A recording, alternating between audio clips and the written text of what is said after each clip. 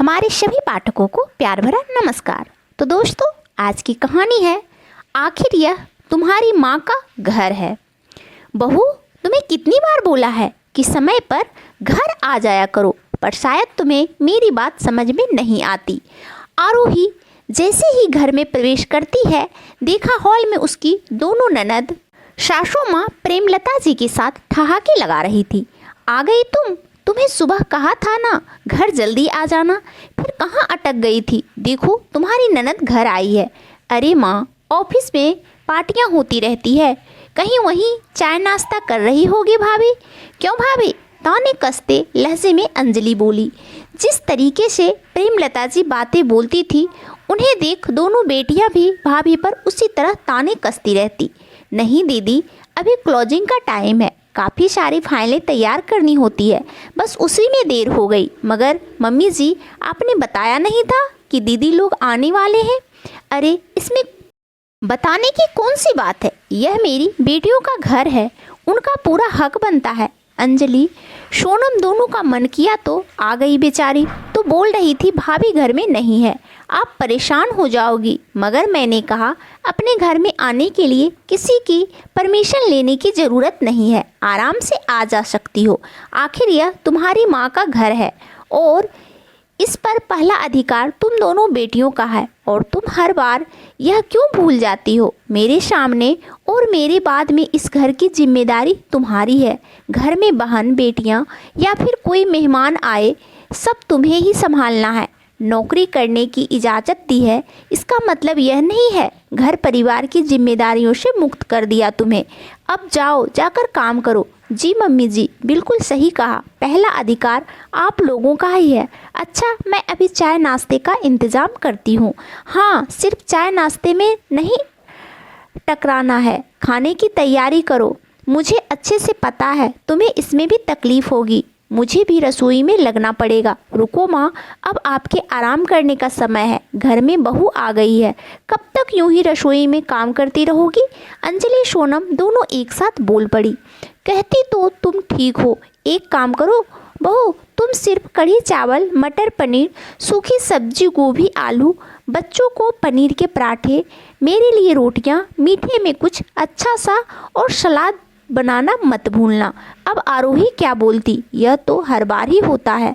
सासू माँ को अच्छे से पता है कि ऑफिस में देर सवेर हो ही जाती है, फिर भी अकेलापन का बहाना बनाकर कभी अपनी बेटियों को, कभी अपनी ननद को, तो कभी पास रहती अपनी सहेलियों को घर पर खाने के लिए आमंत्रित कर देती है।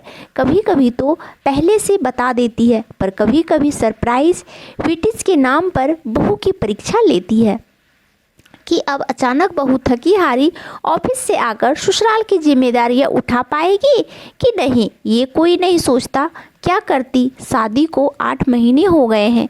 एक बार आरोही की माँ ने उसे कहा था, सास जैसा कहे वैसा करना, उसकी हर बात मानना।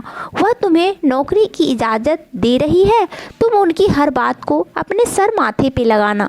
क्या हुआ, जो थोड़ा खाना बनाना पड़ा, अगले दिन आराम कर लेना। बेचारी आरोही माँ के कहे अनुसार हर काम करती रही, मगर आराम उसे कभी नहीं मिला। और तो और कोई काम वाली भी नहीं लगाती। कहती है, तुम दोनों दिन भर ऑफिस में रहते हो, आखिर गंदगी करने वाला है ही कौन? इसलिए जब समय मिले झाड़ू पोछा कर लेना, रात में बर्तन धोकर सोना। अब उसके पास सुबह झाड़ू पोछा, नाश्ता खाना और सबसे ज़रूरी सासू माँ के कमरे में चाय पहुँचाने का काम। नो आराम सोचते हुए अपने कमरे में पहुँची तो देखा बच्चे टीवी पर वीडियो गेम खेल रहे हैं। सारा कमरा तहस नहस था, तकिया चादर सब बिखरे पड़े थे। ड्रेसिंग टेबल के कांच पर बच्चों ने लिपस्टिक और नेल पेंट से पेंटिंग बना दी, जिसे देखकर उसे बहुत गुस्सा आया। मगर अभी अगर ननद के बच्चों को कुछ भी कहा तो घर में महाभारत हो जाएगी, यही सोचकर चुपचाप कपड़े बदले, हाथ मुंह धो कपड़ा लेकर ड्रेसिंग टेबल का कांच साफ किया और रसोई में आकर चाय बनाने लगी।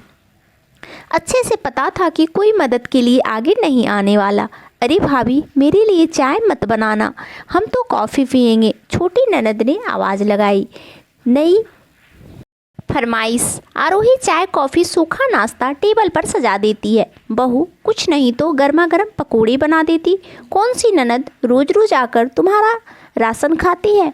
मम्मी जी अभी खाने की तैयारी भी करनी है, इसलिए कितना भी कर लो सासू माँ कभी प्रसन्न नहीं हो सकती है। अरे भैया, तुम जैसी कामचोर बहू नहीं देखी।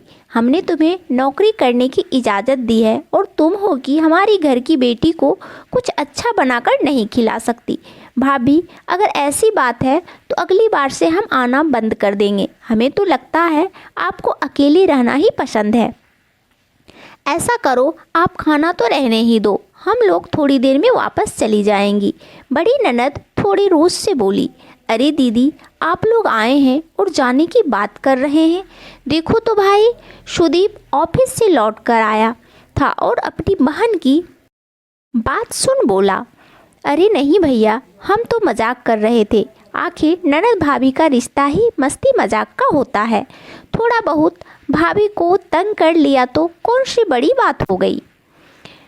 खिसियाते हुए सोनम ने बात को पलटते हुए कहा, ताकि कहीं भाई को ऐसा न लगे कि उसकी पत्नी पर तंज कसे जा रहे हैं। सबकी हंसी मजाक सुन आरोही रसोई में लौट जाती है। कुछ देर बाद सुदीप उसके पास आया और बोला, क्या बात है, तुम्हारा मुंह क्यों उतरा हुआ है?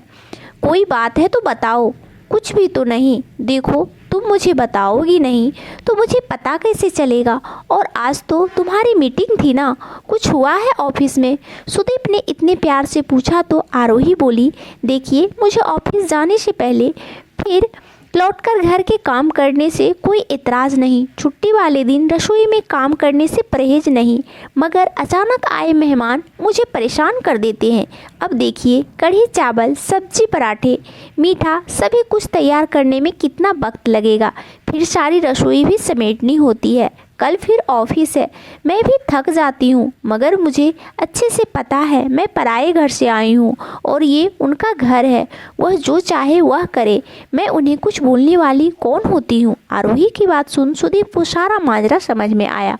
वह थोड़ा, एक काम करो आरोही, तुमने पराठे की तैयारी कर ली है, मीठे में कुछ तुम कस्टर्ड तैयार कर लो, बाकी सब मुझ पर छोड़ दो। थोड़ी ही देर बाद एक डिलीवरी बॉय खाने की टिफ़िन दे गया। तब अंजलि सोनम आश्चर्य से बोली, सुदीप, खाना बाजार से क्यों आया है? आरोही के हाथों में मेहंदी लगी है क्या?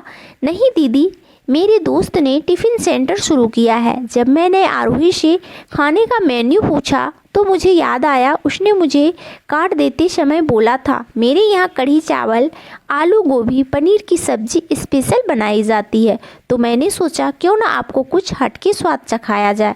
घर का खाना तो आप लोग खाती ही रहती है, इस बार कुछ नया किया जाए। बस मैंने झट से फ़ोन किया, फटाफट उसने यह सब भेज दिया। चलिए हम सब मिलकर खाते हैं। तब तक आरोही पनीर के पराठे बच्चों को परस देती है।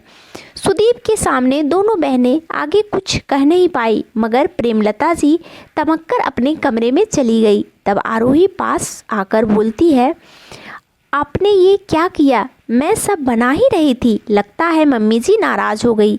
अरे ऐसा कुछ नहीं है, मैं अभी उन्हें लेकर आता हूँ, बोल संदीप उनके कमरे में चला गया। उसे देखते ही प्रेमलता जी गुस्से से बोली, सुदीप, तुम जोरू का गुलाम हो गया है, उसकी बातें सुनने लगा है।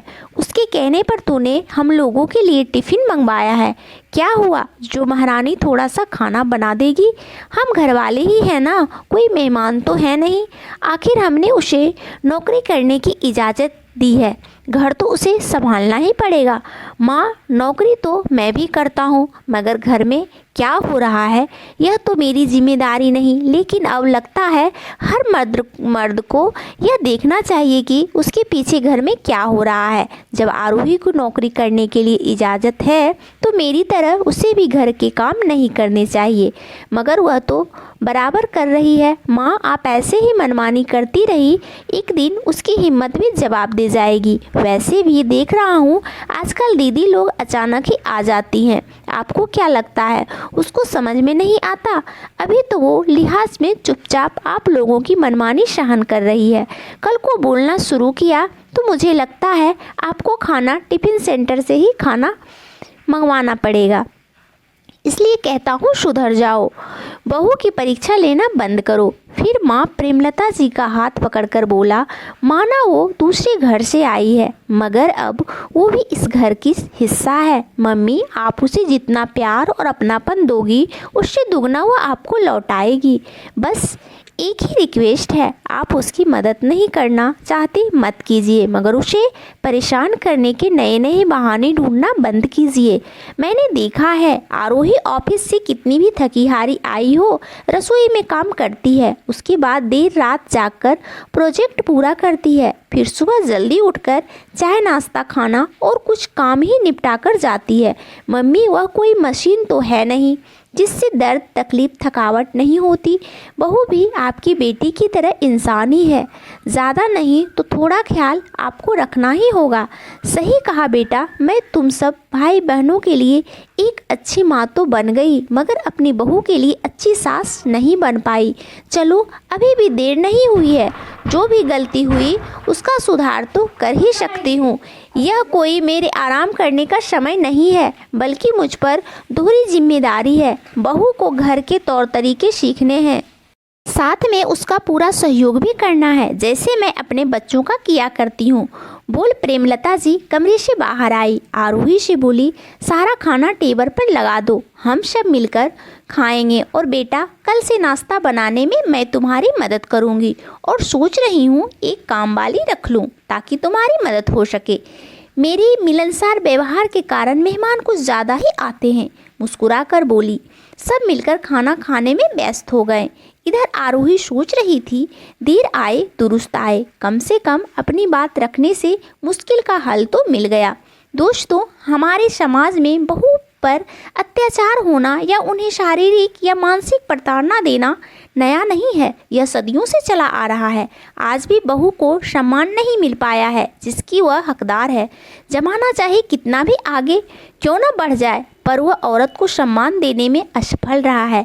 हमें अपने ऊपर हो रहे अत्याचारों का खुलकर विरोध करना चाहिए और अपनी परेशानी को अपने परिवार के सामने प्रकट करना चाहिए, नहीं तो हमारी समाज की औरतों की समस्या कभी नहीं सुधर पाएगी। तो दोस्तों, ये कहानी आपको कैसी लगी हमें कमेंट करके ज़रूर बताइएगा, और कहानी अच्छी लगे तो इस कहानी को लाइक और चैनल को सब्सक्राइब ज़रूर कर लीजिएगा। और आप सब अपने जीवन में बहुत बहुत बहुत खुश रहिए, यही भगवान से प्रार्थना है। आप सबका दिन शुभ हो, मंगलमय हो। धन्यवाद दोस्तों। तो कल फिर मिलती हूँ दोस्तों एक नई कहानी के साथ।